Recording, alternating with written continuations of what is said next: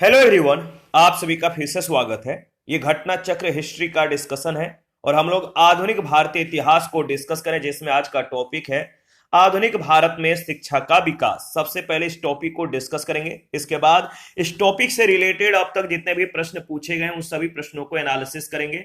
Discussion को start करने से पहले मैं बता दूं कि इसका पीडीएफ अवेलेबल है। अगर आपको पीडीएफ चाहिए तो Telegram channel, Telegram quiz group या चैनल के कम्युनिटी बॉक्स में जाइए, वहां पर इसके रिगार्डिंग में इंफॉर्मेशन को अपडेट कर दिया गया है। तो चलिए स्टार्ट करते हैं। 1780 ईस्वी में वारेन हेस्टिंग्स ने कलकत्ता में मदरसा की स्थापना की। इसके प्रथम प्रमुख जो नाजीन थे मौलवी मोइज उद दीन थे। इस मदरसे में फारसी, अरबी और मुस्लिम कानून पढ़ाया जाता था।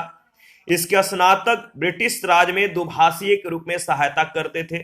1791 में बनारस के ब्रिटिश रेजिडेंट जोनाथन डंकन के प्रयत्नों के फलस्वरूप बनारस में पहला संस्कृत कॉलेज खोला गया, जिसका उद्देश्य था हिंदुओं के धर्म, साहित्य और कानून का अध्ययन करना।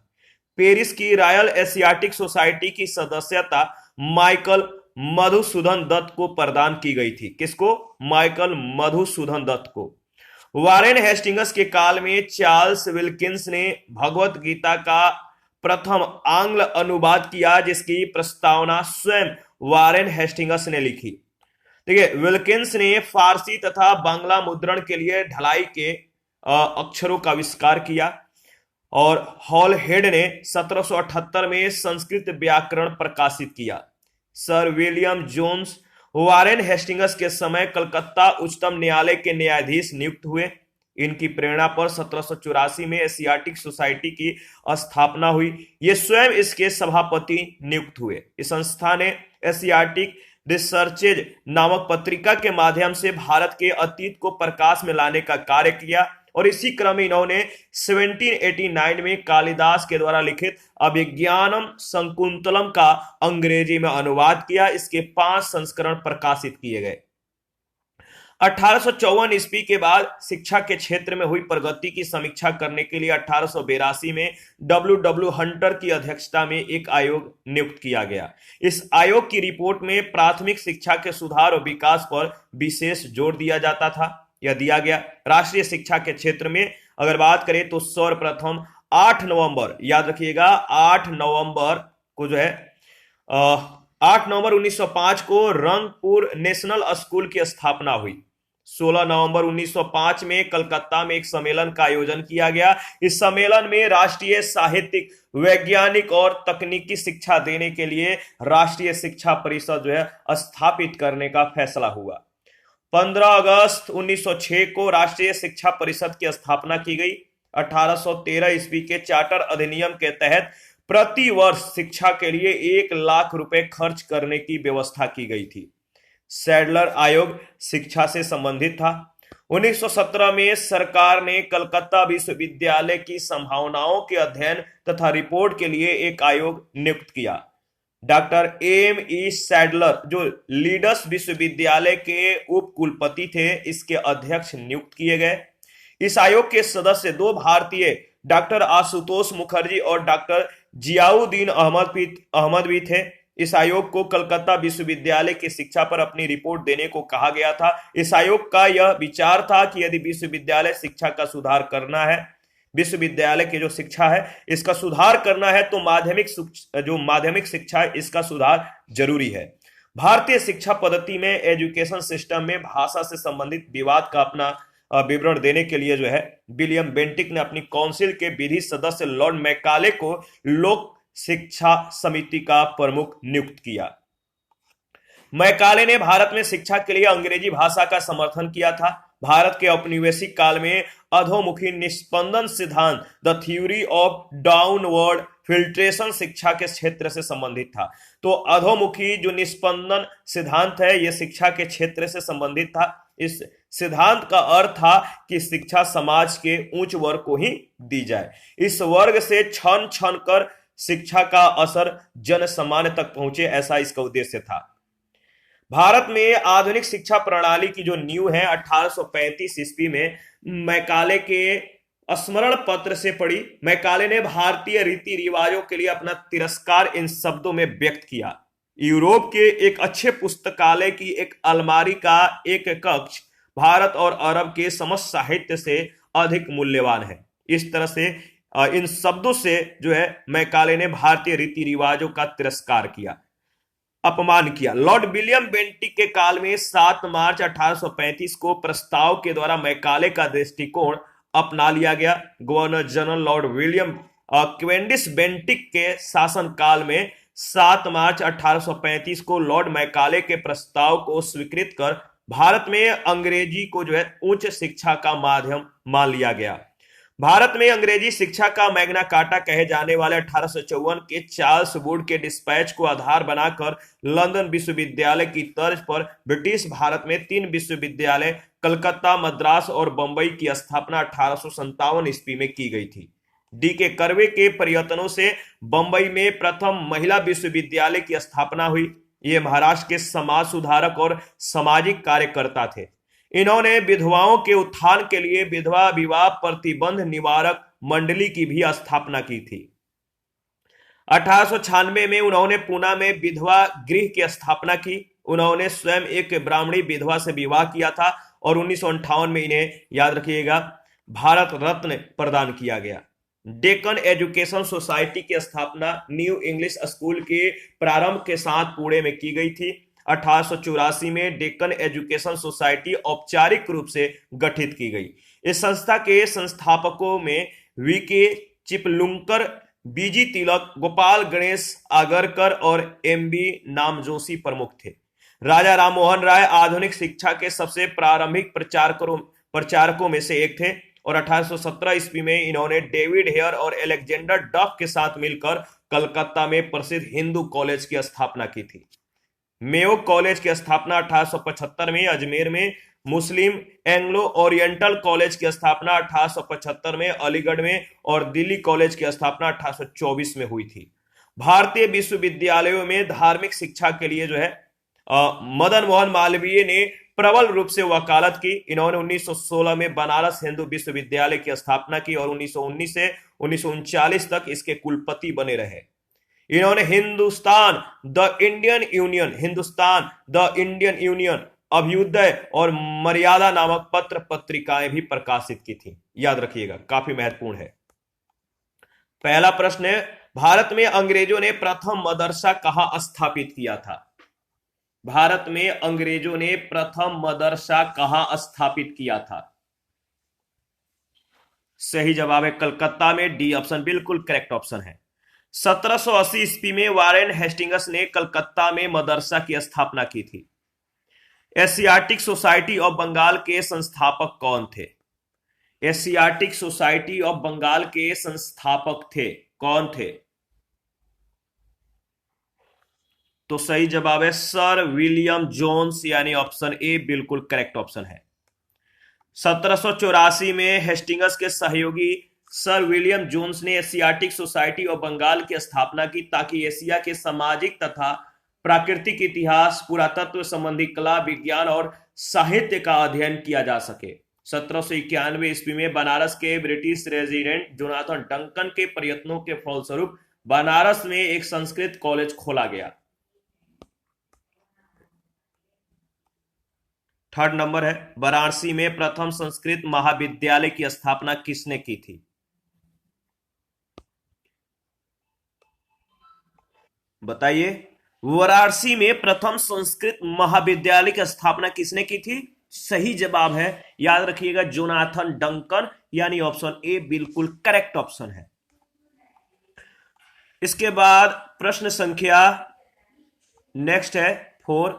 कथन ए कह रहा है कि बंगाल की एशियाटिक सोसाइटी की स्थापना वारेन हेस्टिंग्स के काल में हुई थी और उसने सर विलियम जोन्स के पक्ष में उक्त विद्वत संस्था की अध्यक्षता का प्रस्ताव अस्वीकार कर दिया था।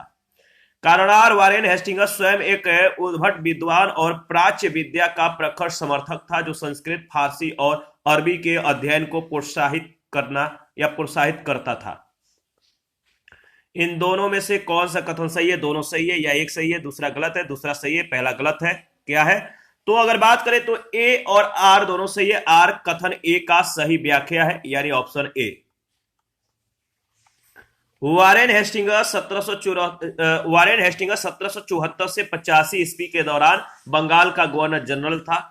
वह स्वयं एक उद्भट विद्वान और प्राच्य विद्या का प्रखर समर्थक था, जो संस्कृत, फारसी और अरबी के अध्ययन को प्रोत्साहित करता था। उसके सहयोग और समर्थन से ही 1784 में बंगाल की एशियाटिक सोसाइटी की स्थापना हुई। उसने सर विलियम जोन्स के पक्ष में इस संस्था की अध्यक्षता का प्रस्ताव अस्वीकार कर दिया था। Charles Wilkins, Nathaniel Halhed, Jonathan Duncan आदि ने वारेन हेस्टिंगस के प्रश्रय और समर्थन के तहत ही प्राच्य विद्या के अध्ययन में योगदान दिया था। चार्ल्स विल्किंस के द्वारा किए गए भगवत गीता है, इसके अंग्रेजी अनुवाद की प्रस्तावना वारेन हेस्टिंगस ने ही लिखी थी। प्रश्नानुसार कथन में दो बात है, इनका जो जिक्र है, पहला है एशियाटिक सोसाइटी की स्थापना और दूसरा है वारेन हेस्टिंगस के द्वारा विलियम जोन्स के पक्ष में इसकी अध्यक्षता स्वीकार न करना। यही कारण है उसका स्वयं विद्वान होना और प्राच्य विद्या के अध्ययन को प्रोत्साहित करना वर्णित है। यह प्राच्य विद्या के अध्ययन को प्रोत्साहन कथन की दोनों बातों का कारण होना पुष्ट करता है। इस प्रकार स्पष्ट है कि प्रश्नगत कथन और कारण दोनों सही है। कारण कथन की सही व्याख्या है। आगे नेक्स्ट 5 नंबर, निम्नलिखित में से किसे पेरिस की रॉयल एशियाटिक सोसाइटी की सदस्यता प्रदान की गई थी? किसे पेरिस की रॉयल एशियाटिक सोसाइटी की सदस्यता प्रदान की गई थी? सही जवाब है माइकल मधुसूदन दत्त, यानी बी ऑप्शन। पेरिस की रॉयल एशियाटिक सोसाइटी की सदस्यता माइकल मधुसूदन दत्त को प्रदान की गई। ठीक है। द एशियन सोसाइटी की स्थापना 1822 में की गई। 1829 के शाही फरमान के द्वारा इसकी स्थापना की पुष्टि कर दी गई थी। 6 नंबर है, निम्नलिखित अंग्रेजों में से कौन था जिसने सर्वप्रथम भगवत गीता का अंग्रेजी में अनुवाद किया था? निम्नलिखित अंग्रेजों में से कौन था जिसने सर्वप्रथम भगवत गीता का अंग्रेजी में अनुवाद किया था? सही जवाब है, अगर बात करें तो सही जवाब है चार्ल्स विल्किंस, बी ऑप्शन बिल्कुल करेक्ट ऑप्शन है।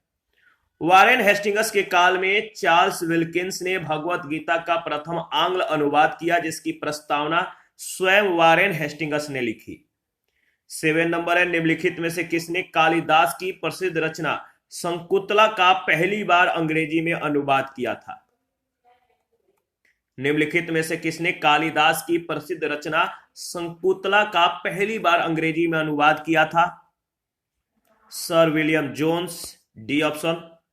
Sir William Jones Warren Hastings के समय कलकत्ता उच्चतम न्यायालय के न्यायाधीश नियुक्त हुए। इनकी प्रेरणा पर 1784 में एशियाटिक सोसाइटी की स्थापना हुई और ये स्वयं इसके सभापति नियुक्त हुए।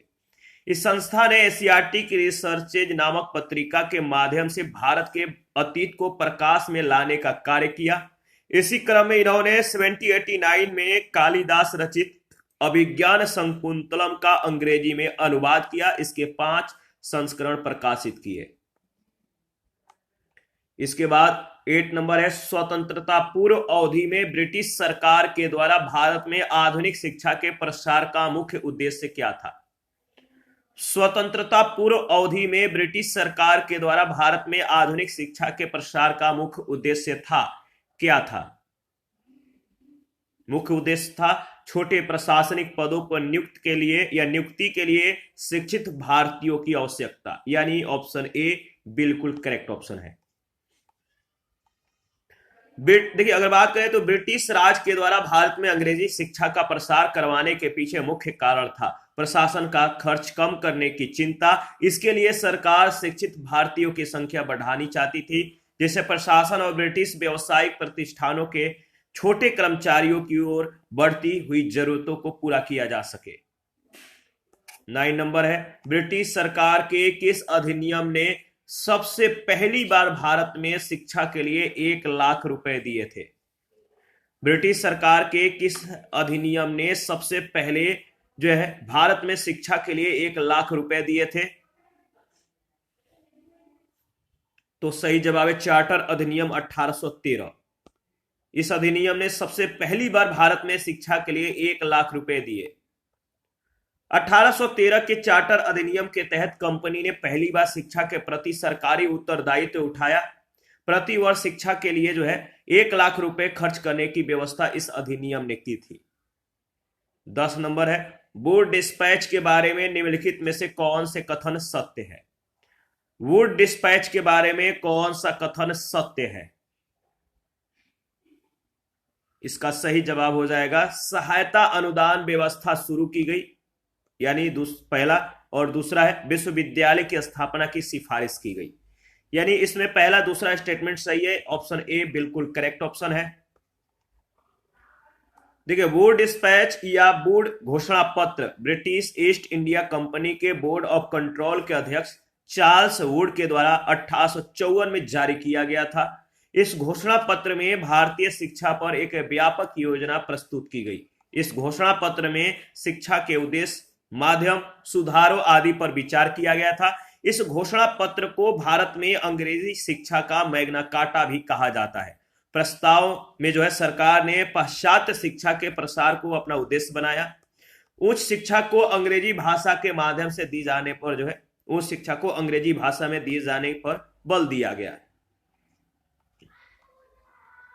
और अगर बात करें तो देसी भाषा के विकास को भी महत्व दिया गया था। इस घोषणा पत्र के अनुसार लंदन विश्वविद्यालय के आधार पर जो अगर बात करें तो कलकत्ता, बंबई, मद्रास प्रेसिडेंसी में एक विश्वविद्यालय की स्थापना की व्यवस्था की गई। इसमें इस बात पर बल दिया गया कि सरकारी शिक्षण संस्थानों में दी जाने वाली शिक्षा धर्मनिरपेक्ष हो। शिक्षा के क्षेत्र में निजी प्रयत्नों को प्रोत्साहित करने के लिए अनुदान सहायता की पद्धति चलाने की सिफारिशें भी इसमें की गई। 11 नंबर है, चार्ल्स वुड का आदेश पत्र निम्नलिखित में से किससे संबंधित था? चार्ल्स वुड का आदेश पत्र निम्नलिखित में से किससे संबंधित था? तो सही जवाब है शिक्षा, ऑप्शन ए।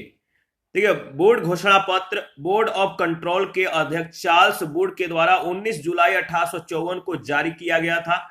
इस घोषणा पत्र में भारतीय शिक्षा पर एक व्यापक योजना प्रस्तुत की गई जिसे बोर्ड का डिस्पैच कहा गया। 100 अनुच्छेदों वाले इस प्रस्ताव में शिक्षा के उद्देश्य, माध्यम, सुधारों आदि पर विचार किया गया था। इस घोषणा पत्र को भारत में अंग्रेजी शिक्षा का मैग्ना कार्टा भी कहा जाता है। प्रस्ताव में सरकार ने पाश्चात्य शिक्षा के प्रसार को अपना उद्देश्य बनाया। उस शिक्षा को अंग्रेजी भाषा के माध्यम से दिए जाने पर बल दिया गया, परंतु साथ ही देसी भाषा के विकास को भी महत्व दिया गया। इसके अनुसार लंदन विश्वविद्यालय के आधार पर कलकत्ता, बंबई और मद्रास में एक विश्वविद्यालय की स्थापना जो है की गई। 12 नंबर है, हंटर कमीशन के रिपोर्ट में विकास पर विशेष जोर दिया गया।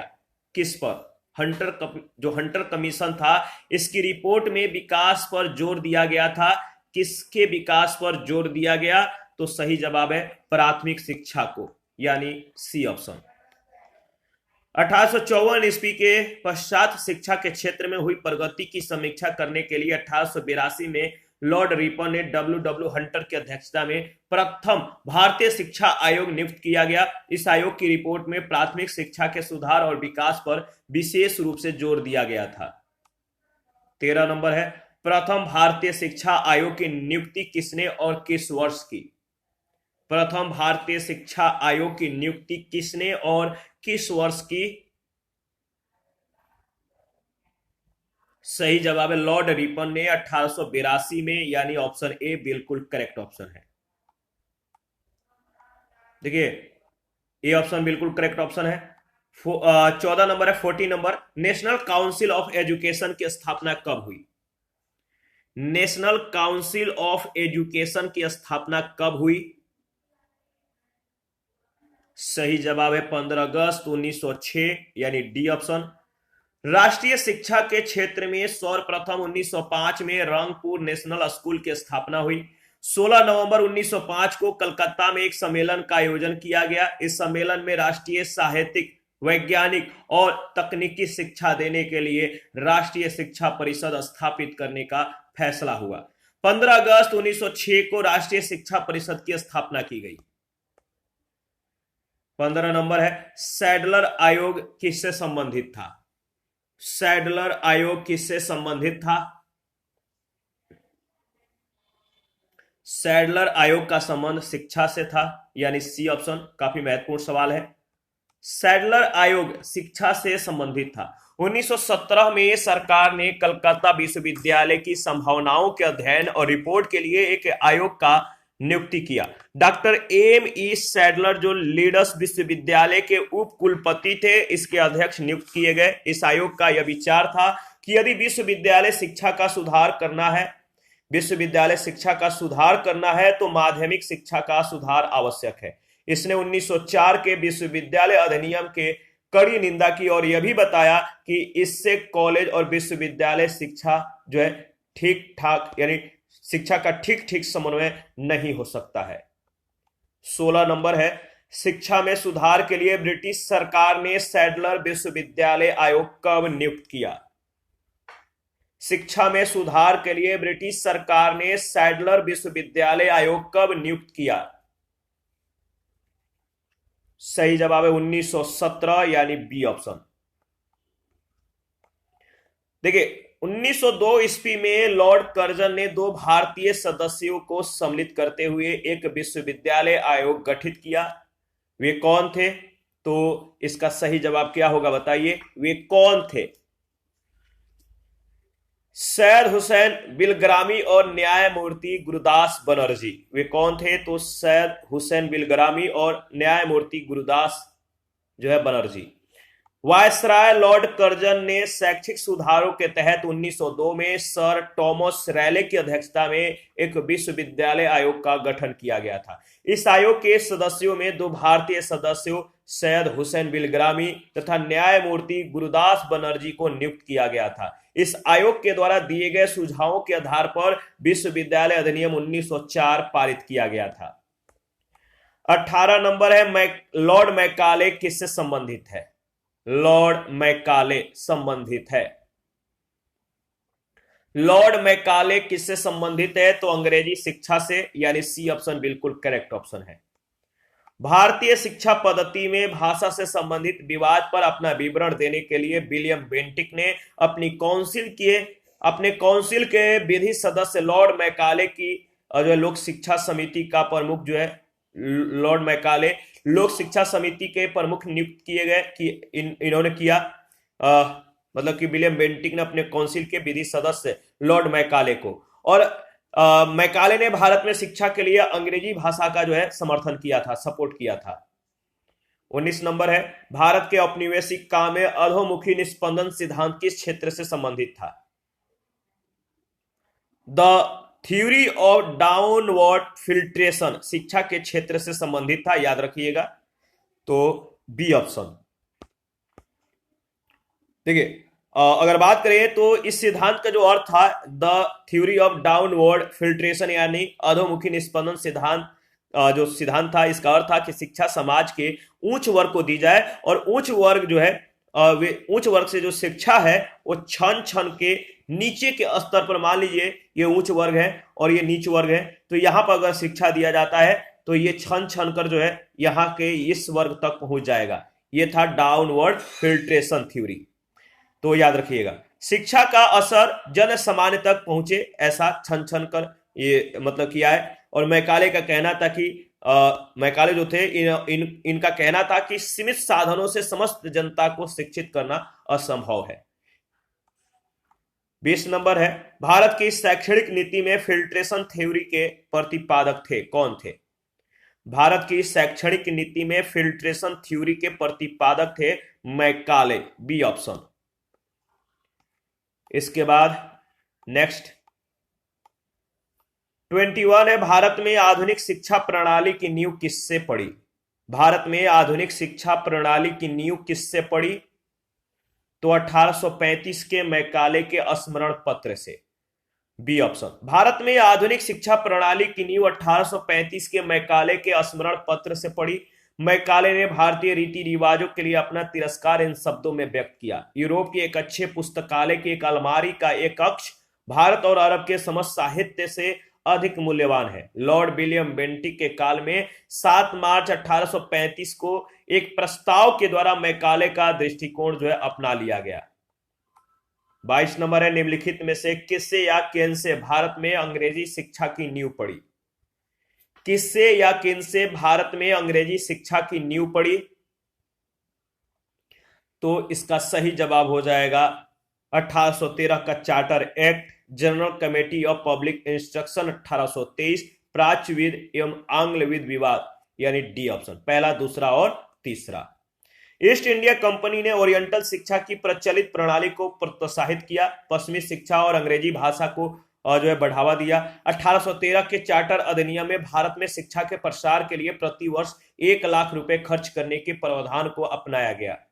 1823 में general committee of public instruction का गठन किया गया, जिसकी जिम्मेदारी शिक्षा के लिए 1 लाख रुपए देने की थी, ग्रांट याद रखें। समिति में 10 यूरोपीय सदस्य शामिल थे। इसके बाद governor general lord William Cavendish Bentinck, ठीक है, इनके शासनकाल में 7 मार्च 1835 को लॉर्ड मैकाले के प्रस्ताव को स्वीकृत कर भारत में अंग्रेजी को उच्च शिक्षा का माध्यम मान लिया गया। भारत में आंग्ल शिक्षा के समर्थकों का नेतृत्व मुनरो एवं एल्फिंस्टन, जबकि H.T. प्रिंसेप प्राच्य शिक्षा के समर्थकों के नेतृत्व करता थे।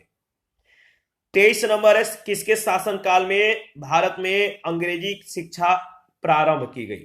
किसके शासनकाल में भारत में अंग्रेजी शिक्षा जो है आरंभ की गई? तो अगर बात करें तो इसका सही जवाब हो जाएगा लॉर्ड विलियम कैवेंडिश बेंटिक के जो है शासनकाल में। ऑप्शन ए बिल्कुल करेक्ट ऑप्शन है। Governor general lord William Cavendish Bentinck के शासनकाल में 7 मार्च 1835 को लॉर्ड मैकाले के प्रस्ताव को स्वीकृत करके भारत में अंग्रेजी को उच्च शिक्षा का माध्यम मान लिया गया। भारत में आंग्ल शिक्षा के समर्थकों का नेतृत्व मुनरो एवं एल्फिंस्टन ने किया, जबकि H.T. प्रिंसेप प्राच्य शिक्षा के समर्थकों के नेतृत्व करता थे। 24 नंबर है, भारत में प्रथम 3 विश्वविद्यालय की स्थापना किस वर्ष की गई? भारत में प्रथम 3 विश्वविद्यालय कलकत्ता, मद्रास, बंबई की स्थापना किस वर्ष हुई? तो सही जवाब है 1857 में, यानी ऑप्शन ए। भारत में अंग्रेजी शिक्षा का मैग्ना कार्टा कहे जाने वाले 1854 के चार्ल्स वुड के डिस्पैच को आधार बनाकर लंदन विश्वविद्यालय की तर्ज पर ब्रिटिश भारत में 3 विश्वविद्यालय कलकत्ता, मद्रास और बंबई की स्थापना 1857 में की गई थी। 25 नंबर है, किसके सतत प्रयत्नों से बंबई में प्रथम महिला विश्वविद्यालय की स्थापना हुई? किसके सतत प्रयत्नों से बंबई में प्रथम महिला विश्वविद्यालय की स्थापना हुई? तो सही जवाब है डी के कर्वे, यानी बी ऑप्शन। डी के कर्वे के सतत प्रयत्नों से 1916 में बंबई में प्रथम महिला विश्वविद्यालय की स्थापना हुई। यह महाराष्ट्र के समाज सुधारक और सामाजिक कार्यकर्ता थे। इन्होंने विधवाओं के उत्थान के लिए विधवा विवाह प्रतिबंध निवारक मंडली की भी स्थापना की थी। 1896 ईस्वी में उन्होंने पूना में विधवा गृह की स्थापना की थी। उन्होंने स्वयं एक ब्राह्मणी विधवा से विवाह किया। 1958 में इन्हें भारत रत्न प्रदान किया गया। 26 नंबर है, डेक्कन एजुकेशन सोसाइटी की स्थापना से कौन संबंधित था? डेक्कन एजुकेशन सोसाइटी की स्थापना से कौन संबंधित था? तो सही जवाब है बीजी तिलक, यानी सी ऑप्शन।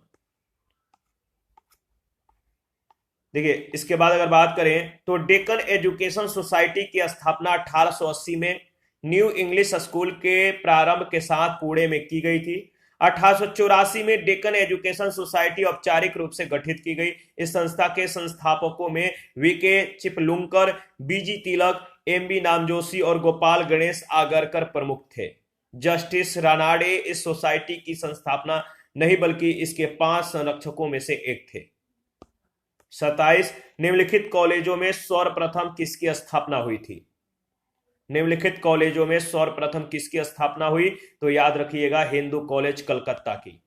राजा राममोहन राय आधुनिक शिक्षा के सबसे प्रारंभिक प्रचारकों में से एक थे। 1817 में इन्होंने डेविड हेयर एवं एलेक्जेंडर डफ के साथ मिलकर कलकत्ता में प्रसिद्ध हिंदू कॉलेज की स्थापना की। मेयो कॉलेज की स्थापना 1875 में अजमेर में, मुस्लिम एंग्लो ओरिएंटल कॉलेज की स्थापना 1875 में अलीगढ़ में और दिल्ली कॉलेज की स्थापना 1824 में हुई थी।